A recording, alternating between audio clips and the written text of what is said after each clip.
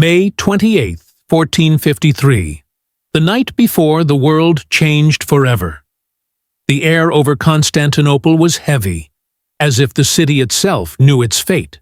Candles flickered in the Hagia Sophia, their trembling light dancing on the golden mosaics of angels and emperors long dead. Outside, the sound of drums echoed from the dark horizon, steady, relentless, like the heartbeat of destiny. In the palace overlooking the Bosphorus, Emperor Constantine XI stood by a tall arched window, staring into the Black Sea. He was the last emperor of Rome, though the world no longer called it that. His empire was a ghost, its glory faded, its borders reduced to this single city, once called the Queen of the World. He whispered to the night, "If the city falls, let me fall with it."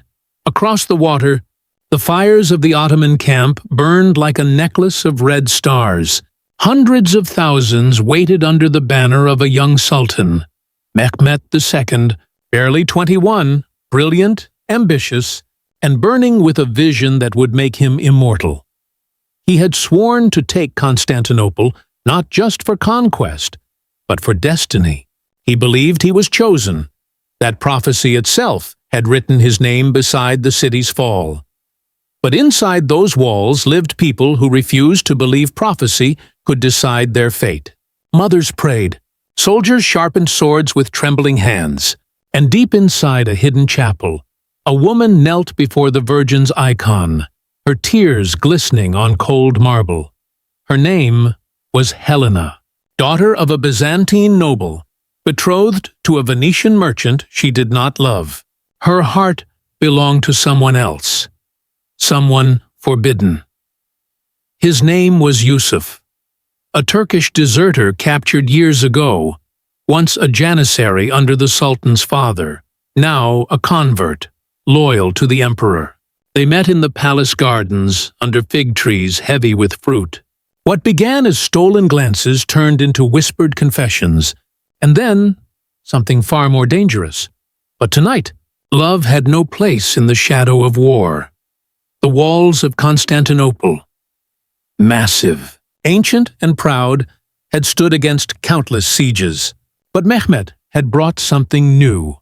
Monstrous cannons cast from bronze, capable of hurling stones the size of oxen.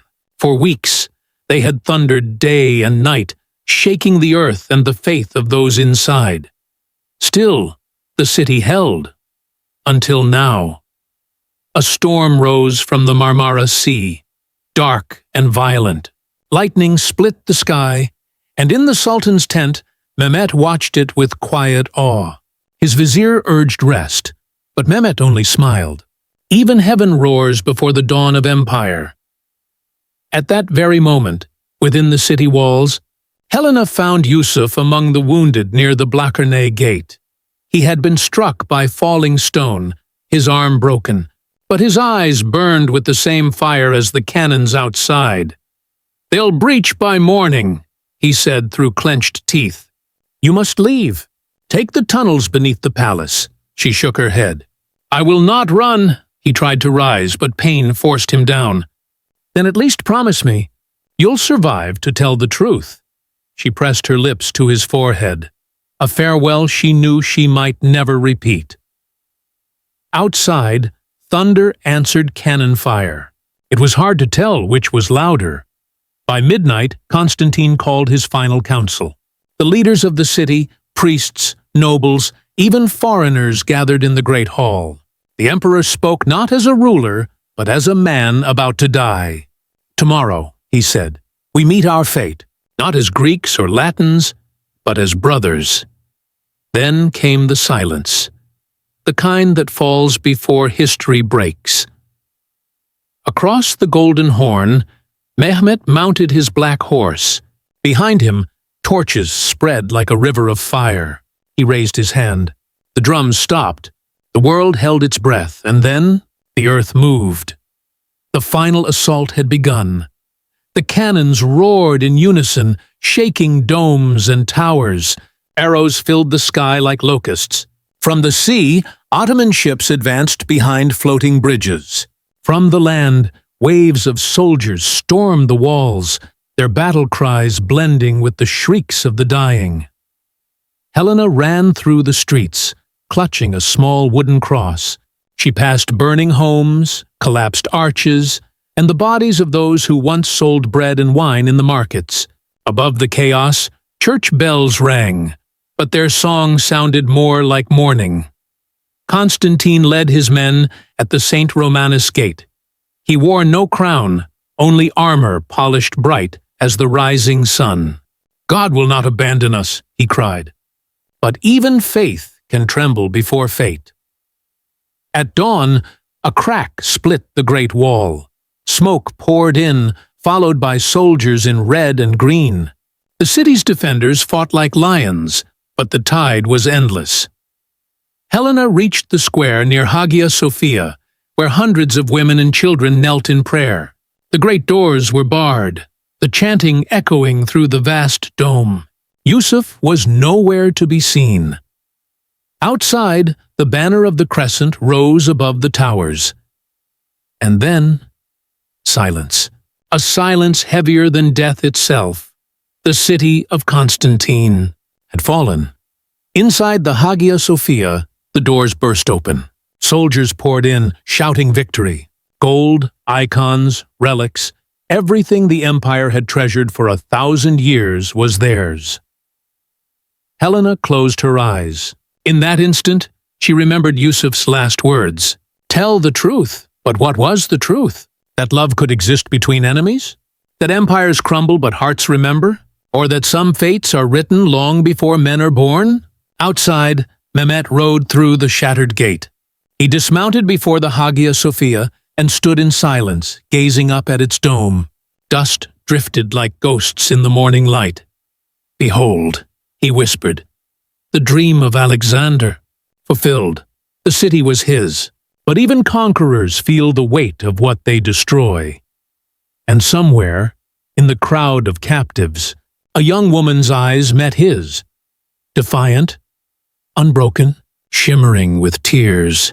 She would change everything he thought he knew about victory. But that was only the beginning.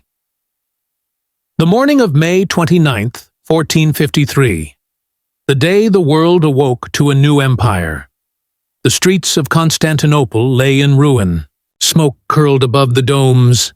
The air reeked of iron, salt, and fear. Yet amidst the wreckage, Mehmet walked like a man in a sacred dream. He entered Hagia Sophia barefoot. His generals followed behind, silent. The echoes of his steps mingled with the soft sobs of the captives. He gazed at the golden mosaics, angels, saints, emperors, their faces half covered in soot, half glowing in the dawn. "From this day," he said quietly, "this shall be a house of God, once more, under a new name." He bowed, touched the ground, and offered prayer. And in that moment, the Hagia Sophia became a mosque. History was reborn. But victory breeds silence, and silence hides ghosts. Among the prisoners gathered in the courtyard was Helena. Her eyes followed Mehmet as he passed. She saw not a monster, but a man, young, calm, strangely gentle. When their eyes met, for a fleeting second, something unspoken passed between them. Recognition, pity, perhaps destiny. Days turned to weeks. The city healed in fragments. Mehmet ordered protection for the Orthodox clergy, reopened the markets, and declared amnesty for those who stayed. He wanted not just conquest, but legacy. A city that would outshine Rome itself. Yet at night, the young sultan walked the empty halls of the palace once ruled by Constantine, and in the silence he heard whispers of betrayal, of prophecy, of love lost to war. Then one evening, an officer brought him a prisoner. "A woman, my lord." She was found near the Blachernai ruins. Helena was brought before him, veiled in dust and ash. She bowed, trembling, but when she lifted her eyes, she met his gaze without fear. "You are not Turkish," he said softly. "No, my lord. And yet you remain in my city." Her voice was steady. "My heart remains here." A faint smile touched his lips. "So it does. For reasons even he couldn't name, Mehmet spared her. He gave her a home within the old palace gardens near the sea walls. He called her Hurrem, the joyful one. But Helena was not joyful. Each sunset reminded her of the emperor who died defending his people, of Yusuf, whose fate she never knew. The waves that touched the shore whispered like ghosts, repeating his name. One night, Mehmet visited her garden.